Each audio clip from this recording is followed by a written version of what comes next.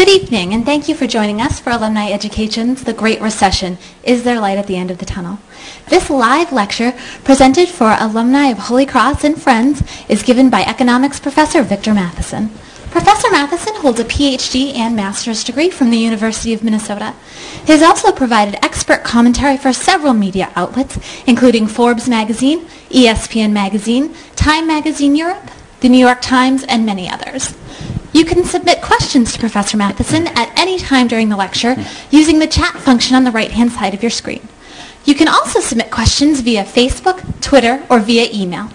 At the end of the presentation, Professor Matheson will take a selection of questions on the related topic, as time allows. Thank you for joining us. Professor Matheson? Well, good evening, everyone. Thank you very much for joining us here for this live lecture. Welcome back to Holy Cross. We're thrilled you had a chance to come in here. None of my current principles of macroeconomics students actually believe that there's anyone out there who would intentionally spend part of their evening that they don't have to coming to an economics lecture, but we're thrilled to have as many of you here as we've got tonight. What we're going to talk about tonight, we're going to kind of talk about what's gone on in the crazy world of economics here over the past 2 years as we've slid into the Great Recession, the most severe economic downturn that we've experienced since the Great Depression 75 years ago. Again, as we've mentioned, you can feel free to chime in with questions at any time. We'll try to answer as many as possible as we go along. I'd also like to say that we're broadcasting from one of the brand new classrooms in Smith Lab. So if you've not had a chance to come back to the Hill and see the new Science Center here, we would certainly invite you to come back anytime. So with that being said, let's talk about what's gone on in the economy for the exciting and kind of depressing last 2 years. When the history books and the economic books are all read here and all written in the next couple years, almost certainly this time period will be referred to as the Great Recession. By almost any measure of economic output and economic activity, this is the most severe economic downturn that the country's experienced since the Great Depression in the 1930s. For example, over 7 million jobs have disappeared from payrolls. That's the largest number in history. We have 16 million people currently unemployed in the United States. That, again, is also the highest in history. We have an unemployment rate of about 10.2% as of October. That is the highest since 1983, and economists suspect that we may be hitting the all-time record here before we're done. Measures of international trade, such as imports and exports, have been down by a third. Home prices are down by about a third. Housing starts down 80%.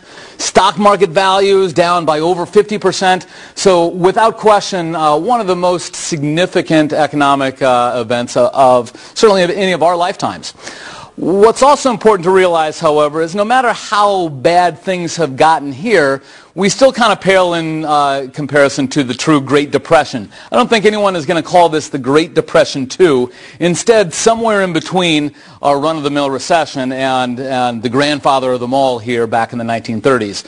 So, for example, when I said the unemployment rate has hit 10.2% here in the United States, in the Great Depression, the unemployment rate topped out at just over 25%, a quarter of all Americans unemployed at that time. The stock market didn't look good for most of us investors here back in March when it had gone down about 54% from its peak. In the Great Depression, however, between 1929 and 1933, the stock market actually collapsed by over 90%. That would mean, in effect, having the stock market getting cut in half like it was here, and in half again, and in half again before we're even approaching what happened during the Great Depression. We've had a number of bank failures here in the United States, about 150 since the beginning of the downturn. That compares with about 9,200 bank failures back during the Great Depression. Other measures such as housing starts down about 90% in the Great Depression as opposed to about 80% here. So really we cannot compare those. And if you look at the broadest measure of all economic activity, the gross domestic product, gross domestic product has fallen during this downturn at about 3.8 or 3.9%. That's the largest since the post-World War II demobilization in 1946. But in the Great Depression, we had GDP fall by about 30%. So again, we're looking at a fraction of what happened back in the 1930s. That being said, this made us very, very nervous. In fact, the first 18 months of the Great Downturn, the Great Recession here, looked very, very similar to what happened in the Great Depression. For example, the Great Depression was brought on, at least in part, by a collapse in the stock market, which then cascaded into the financial system and caused problems with banks and the rest of the financial sector. Here in 2007 and 2008, we had a collapse of housing prices, which then, again, just like in the Great Depression, spilled over into the financial sector and began to bring banks and the rest of the financial institutions down with it. So very much it looks very similar the way it started. The question is, kind of have we turned a corner? Well, the first 18 months certainly were very scary for economists and, of course, anyone living in the economy. But have we turned some corners? And, in fact, we are able to see a handful of these green shoots that we're talking about. So, for example, the stock market, since hitting its lows in March, have come up about 65% since then. Hasn't nearly recovered its total losses, but a lot has come back. Housing prices, which reached their lowest point in April, have come back about 5% since then. Number of housing starts, off of very, very low numbers, mind you, but housing starts are up about 25%. International trade numbers, imports and exports, up about 10 to 15%. Again, very modest recovery compared to the size of the original downturn, but in effect, we have turned the corner in some ways. If you take a look at measures, again, the broadest measure of economic activity, gross domestic product, the third quarter of this year we actually had economic growth at an annual rate of about 3.5%. That's the first time the economy's grown in over a year, and again, more suggestions that we have turned the corner.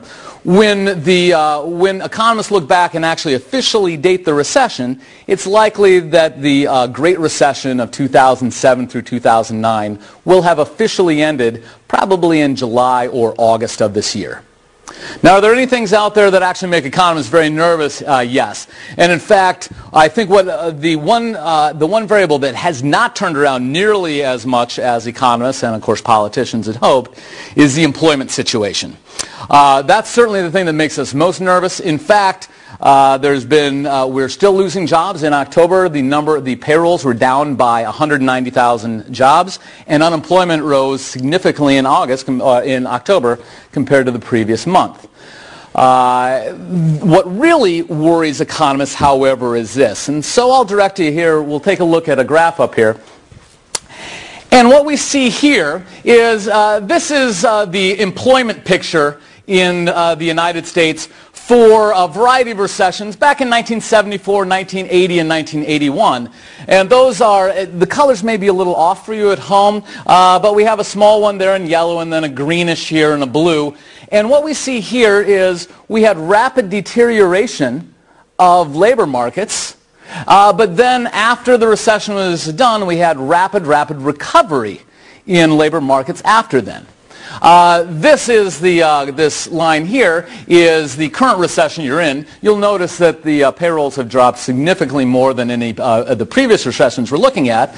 And in fact, if we get this rapid recovery of employment, like we saw in these previous recessions, it's looking like, well, maybe somewhere by 42 months, we can recover all of these jobs back. In fact, this is an example of what is known as a V-shaped recovery. And again, that's one where we have a sharp drop in jobs originally, and then a sharp increase in jobs once we get to the recovery. Now, give me a second here. And this is what's occurred during the last two recessions, both in 1990 and 2001. What we have here is we don't see that sharp recovery of jobs afterwards. And what we see here is in 1990, we actually continued to lose jobs for a full 2 months after the recession was officially over, and we did not actually recover all the jobs that were lost, in fact, for a full 3 years.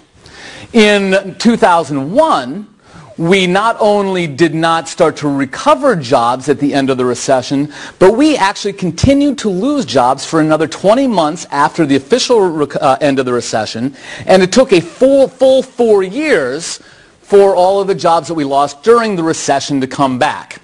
If this red line were to follow the same sort of shape we're seeing here from the last recessions, the amount of time it would take to recover just the jobs that were lost during this recession, to say nothing about actually having some sort of long-term growth in employment prospects, we could be talking about a recession where people are still facing employment and job concerns, not just 2 years, not 3 years, not 4 years, but 5, 6, 7 years down the road. And that's this shape of these previous recoveries. That is what really makes economists nervous, and that's what we're really hoping that we see kind of a reversion to the old times when we had these rapid recoveries. But I don't think many economists are particularly happy about that. That's about what I have actually for prepared remarks. We kind of see where we've been and where we're going. I'm going to go take a look and see what sort of questions we have in. We'll be able to ask some questions. Certainly talk about things that you're interested in. So one question that's come in is what are our views, what's my views about inflation or deflation over the upcoming times?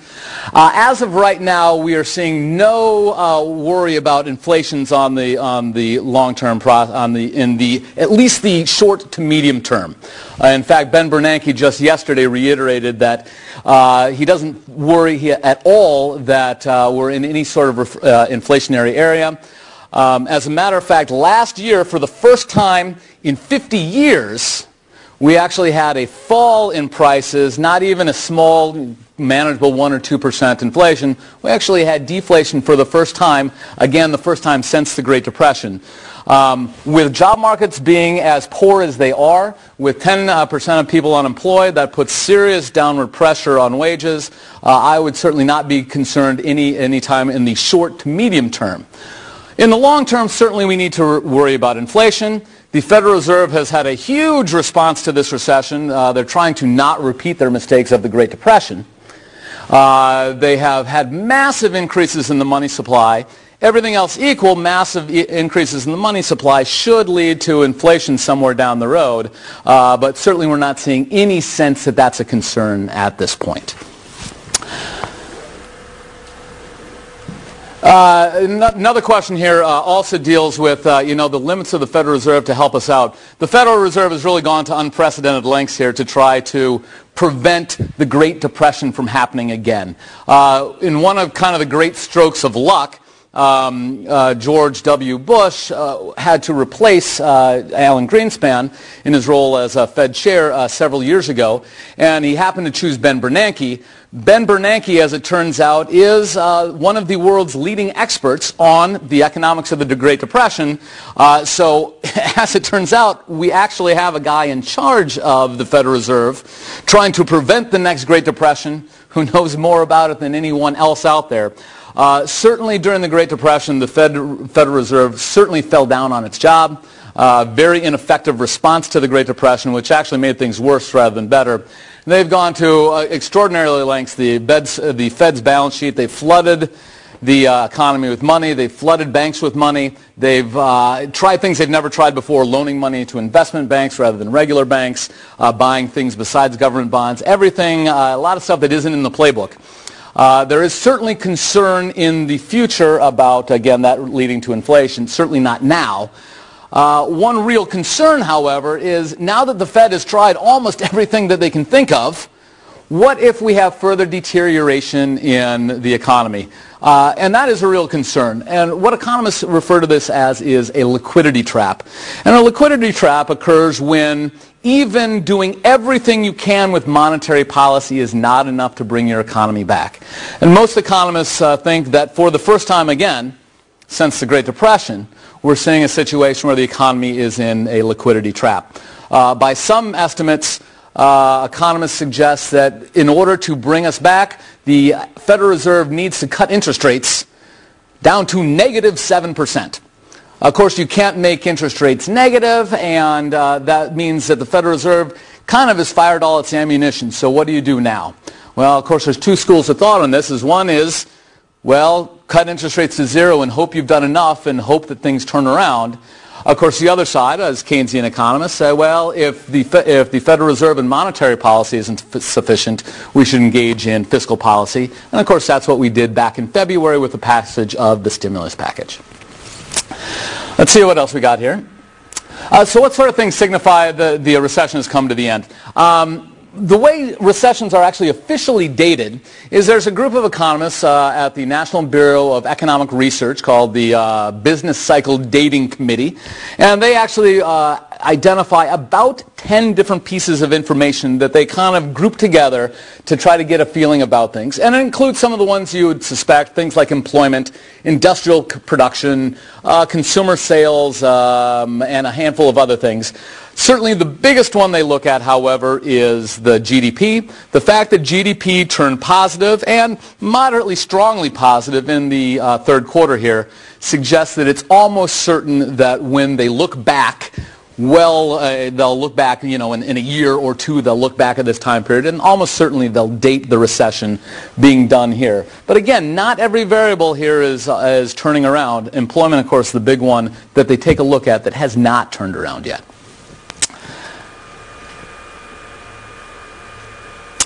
So certainly one of the concerns here they're talking about is a global asset bubble. One major issue here, this is maybe a bit too esoteric for our general audience here. One of the things that's happening as we flood the economy with money, as well as the fact that the United States has run large trade deficits for as long as we can remember, essentially, there has been significant devaluation of the dollar. For the economy as a whole, this is actually pretty good news. That means our exports will be much more competitive in foreign countries, and products we make for the domestic markets will also be more competitive against more expensive imports. So a dollar devaluation is pretty much what all economists expect, not only expect, but actually would encourage to try to get better global balances in trade. One problem that occurs with that, however, is that most world commodities, things like oil and gold, are valued in dollars. So as the dollar depreciates, you have an increase in these prices when they're denominated in dollars. You've actually probably noticed this a little bit as you've gone to the gas station over the last several months. Gas has gotten more expensive, certainly not the $4 or $5 we saw a couple years ago, but it's gone up into the $2.50 or $3 range here. That is as a result of the depreciation of the dollar. That certainly is some concern for recovery as we have to pay more and more money for basic commodities like oil. That's less money for consumers to spend other places. The question is this going to be a slowly unraveling dollar, which is what we've experienced so far, or is there at some point going to be a rapid reduction? What I think most economists are seeing and expecting is kind of a slow, gradual depreciation of the dollar over a pretty long and sustained period of time. So another question here is what do we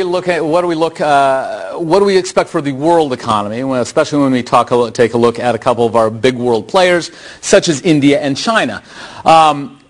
Certainly China has a particularly important role here. It is likely by the end of next year, 2010, that China will be the world's second largest economic, will have the world's second largest GDP. It will overtake Japan. Another thing that's particularly important to realize about China is that unlike almost every country in the world that allows its exchange rates to float and just adjust automatically against one another, China artificially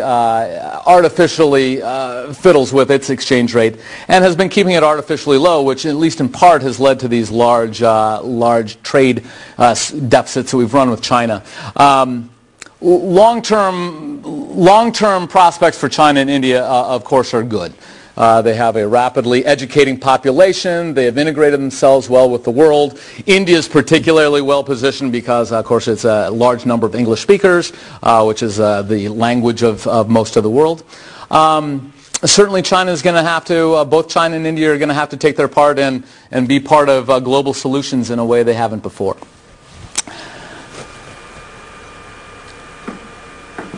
So here's one of the questions.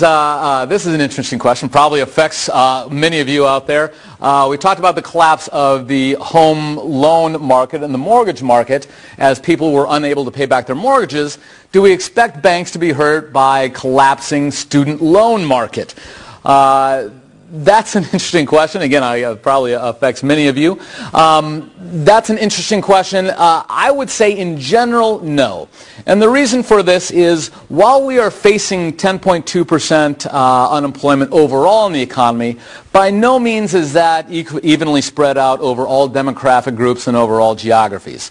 So, for example, unemployment rates much higher in Michigan than in the upper Midwest. Such as North Dakota, South Dakota, much higher in places particularly hit by the housing markets, places like Nevada, Florida, California.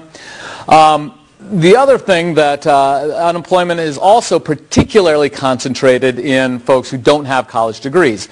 So, for example, the unemployment rate overall, again, 10.2%.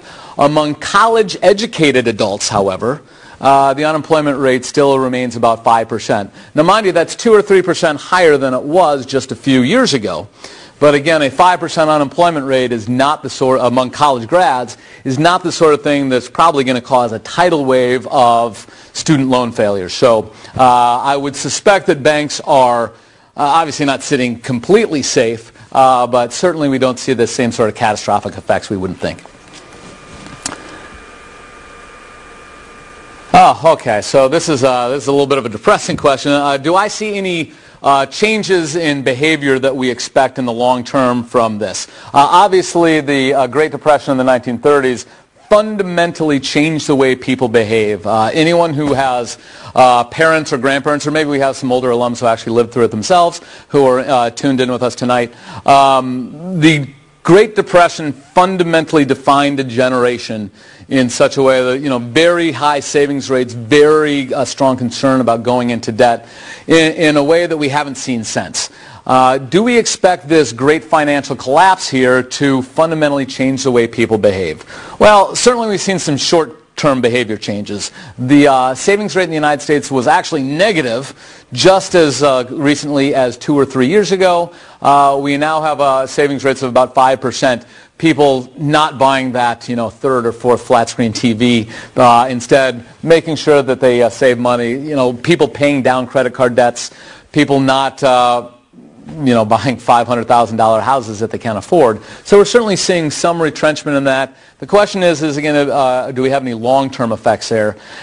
And unfortunately, what we've seen, at least from some past financial crises, is it's not always clear that lessons have been learned. We had a stock market bubble in the year 2000, which led people to look for some other bubble, right? And we turned into the housing bubble just a few years later. I guess if I were to say it kind of succinctly, very hard to idiot-proof your economy because someone always comes up with a bigger idiot, and that's what we kind of have sometimes.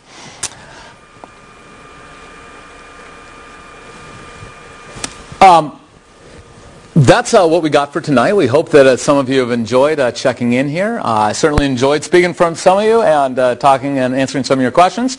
I know that the alumni office is going to be doing this on a regular basis. If you don't want to listen to economists, we're going to have all sorts of exciting people. Hard to believe you could be more exciting than an economist. But hopefully they'll have a whole variety of great folks to come in with. And so, again, thank you very much for tuning in and listening. And thank you all again for joining us this evening, and a big thank you to Professor Matheson for sharing his time and his knowledge with us tonight. We'd like to invite you all to continue the conversation on the Holy Cross Alumni Facebook page. If you search Holy Cross Alumni, you'll find us right there, and we have it in our discussion topics. It's tonight's chat topic, the Great Recession, is there light at the end of the tunnel? Thank you so much again for joining us. Good night.